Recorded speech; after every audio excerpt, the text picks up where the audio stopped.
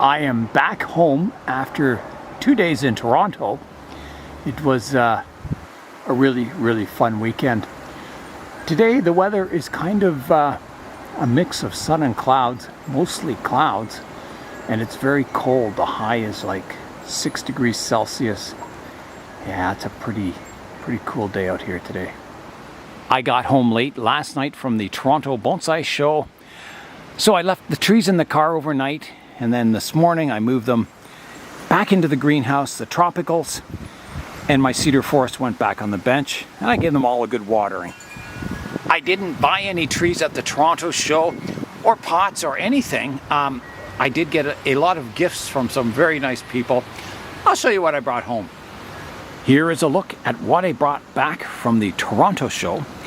Let's start over here. When I was leaving for the Toronto show early Saturday morning in the dark, I noticed a package on the front doorstep, and this is from Tom from the YouTube channel Grown Clip Bonsai for Seniors, and he sent me Frankenstein. There it is. So this is a Universal replica, movie replica, and it's starting to snow right now. And he sent this to me to display with my Frankenficus bonsai. And our KW show is just before Halloween. It's on the 29th, and Halloween is on the 31st. So I think a Halloween theme would be really awesome with the Frankenficus. So I'll have to display Frankenstein with the tree. That'll be awesome. A very kind fellow gave me some monks. I was at the David Easterbrook demo, and he came up to me after and he said, "Here, Nigel, I've got some monks for you." They're really cool. He said he had seen them in my videos before and thought I could use some more. So here they are. So here's this monk. Very cool. There's another one. I think that's the same person, yes. Same person there, and then there's another fellow here under the plastic. So yeah, really cool. So thanks very much. I really appreciate it. I think that'll be... I think some of those stands Matt made, there's a little square one, and I think this guy would look perfect on top of that stand and just sort of in the corner at our show. That would look pretty cool. I got a gift from Ron from Dragon Arts. They're in Niagara Falls, Canada. Really cool. A floating bonsai pot held up by waterfalls. It's quite an illusion. Looks like it's really floating in midair. So I'll have to plant something really cool in there. Maybe an Avatar inspired theme or something like that. So that's from Dragon Arts, dragonarts.ca. They sell all kinds of bonsai supplies. They have classes, bonsai classes. David from the Toronto Club gave me this really cool Chinese roof tile. So this would be on the peak of a roof, an ornamental roof tile. And it's one of the dogs, what do they call them, a shoe dogs or something. And he thought, maybe this would be a good piece to do a root over statue composition. So yeah, I think it would be too. I think it's really cool. So we'll have to do that. I think I have lots of trees. I'll find maybe a nice ficus or something to grow over top of that. Josh was loading up his car at the end of the show, and he said, "Does anyone want these willow cuttings?" And I said, "Well, sure, I'll take them." And they were really tall. You can see this one's quite a thick cutting. Really cool. And I didn't have a whole lot of space in my car, and I thought, well, maybe someone has a saw and we can cut them down. So we asked all around, no one had a saw. So we thought, well, someone came up with the idea, let's just break the top of the tree off. So that's what happened. You can see the break mark here, and then on this side it was split down here. So this was like twice as tall originally, and I was going to cut it down probably somewhere about, can you see that? Somewhere about here. just kind of leaving the trunk and then developing the branches off that. And then there's some other rooted willow. These are weeping willow cuttings here. So yeah, I thought I'm going to develop this one, and these cuttings I can give away to someone. They can try a weeping willow bonsai. So very cool. So thanks very much, Josh, and thanks very much, Ron, for the pot, and David, and I forget the fellow's name that gave me this, but thanks very much for the monks. That's really cool. And of course, Tom, St. Tom, for the Frankenstein. So yeah, that was good. So I didn't buy any pots. I didn't buy any trees at the show. I have enough trees. I just want to develop what I have. I have enough to keep me busy for the rest of my life. Pots, I can always use more pots. But I didn't get much time to go down to the vendor section of the show. They were in a separate room. I did see Sophie, and I saw Chris Hendry, and there was a couple other vendors there that I met. And I meant to go back and check out Sophie's pots. She was doing really well. She sold, when I talked to her in the afternoon of the first day, she said she sold almost half her pots.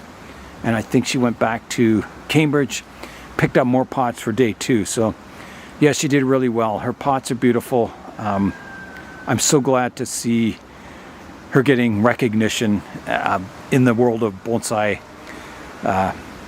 for her lovely pots. I got a t-shirt at the show from Blue Water Bonsai. It's a brand new club, just started in Sarnia, Ontario, Canada. So if you're in the area, you can contact Jeff on Blue Water Bonsai on Facebook, and he'll tell you all about the new club. So thanks very much. I really appreciate the t-shirt, and you'll see me wearing it in future videos. I also got a nice gift from Carol of the Toronto Club. This is a powder puff plant. The leaves fold up at night, and it gets these really, really nice flowers on it. So I'm hoping to show you more of that in the future. You'll see it flower in the future, and I'll develop it as a bonsai. So very exciting. Thank you, Carol. The snow or sleet that was coming down has kind of turned to a misting rain now. We're getting a couple of cold nights in a row where it goes down just about freezing. All my tropicals are in the greenhouses, so they should be okay. Any of the really sensitive tropicals I'm bringing into the plant room. There's only about 4 that I have to protect. They can't take much cold below about 12 degrees Celsius, so I'm bringing those in. The rest can stay out here, and then the weather is going to warm up once again, so we'll get some nice temperatures. I think last year I brought all my tropicals into the plant room. It was either the first or second week in November. So I'm hoping I can keep them out a while longer. They do benefit from the natural light cycle here. In the greenhouse, they get a lot more light than they would in the plant room. So I keep them out as long as I can. I've got some forests to prepare for the KW show, which is in 2 weeks. So that's the next stage, is to work on the plant room and prepare the trees for the KW show. So I'll take the same 4 I had in the Toronto show to the KW show, and I'll bring more. I'll bring some of my forests. So probably the large forest, the Avatar Grove. Yeah, and the Yucca Forest. I'll be bringing a lot of trees. I'm taking the big red truck, so I should be able to fit a lot of trees and stands in the truck. I am back at work on the plant room today. So here's what I'm working on. I've my little attic up there, all the beams are installed. I had to put screening up here. I've all along here, fitted all along here, just so mice can't get in this room. I've had mice running in this wall before, and it's really annoying. So I've got everything screened with mesh foam, so there's no way any animals can get in this room, which is okay by me. So yeah, I'm just doing the insulation now, which is a messy job, lowering it from where it was up in the roof beams down to the new false kind of ceiling or attic up there. So there's an airspace that joins all these beams, so the air flows from the soffit up along the roof and then exits out over here. I've got a hole in the sidewall, and I've got that turbine fan that will suck the air out. I'll show you that. Here it is here. You can see it spinning around in the wind. So I'll build a box on the outside up here, mount the fan to the top of that box, and then that'll suck all the air out. So that should work pretty well. In the plant room here, I have some of my cold intolerant plants in here. So I've got my baobabs, my cashews, my bottle tree, my Australian bottle tree. I've got my new powder puff, and I have my kapok in here. So they can't take very much cold, so they're in the safety of the plant room here. Here is a look at the ceiling now. I've got all the insulation in place. I've got my attic up there that'll tie in all the beams for air circulation. It's funny, I was taking some of the insulation down here and it was wet up there. There was condensation, even though I have no plants in this room, just from the cool night last night. So yeah, it's really important having airflow through the ceiling of your room, especially in a plant room. So next, I'll get this plastic vapor barrier back up and tape it all in place. You have to make sure this stuff is really sealed. If you have any gaps, the moisture will creep up in there from the plant room and it'll, yeah, eventually rot your roof out. So you've got to really be careful with the vapor barrier, making sure it's nice and sealed. So that'll be nice to get that up there. I've marked all the roof joists on this horizontal beam, so when I go to, if I ever have to mount things or anything, or when I'm screwing up my ceiling panels, I'll know where all the roof joists are. Here is an update to the plant room. So I've got the ceiling all in place. It looks quite strange having that flat spot up there. Different. Yeah, so I've just got to do some taping, make sure it's all sealed. I had to join the plastic in 2 places, so I've got to run the tape all the way down. And then I got to put the plastic up on the end wall. Up in this corner, I left the hole to the outside there. I put some screening over it so no squirrels can get in or anything. And that wind turbine in the box, that's like a bonus. If I get time this year, I can do it, but it can always wait till spring. There's no rush. It has the air circulation now in the roof now, you know, the natural flow. So that is just bonus if I can get that hooked up. And then I'll continue on. I'm pretty well ready to put the drywall on the back wall, which would be kind of nice.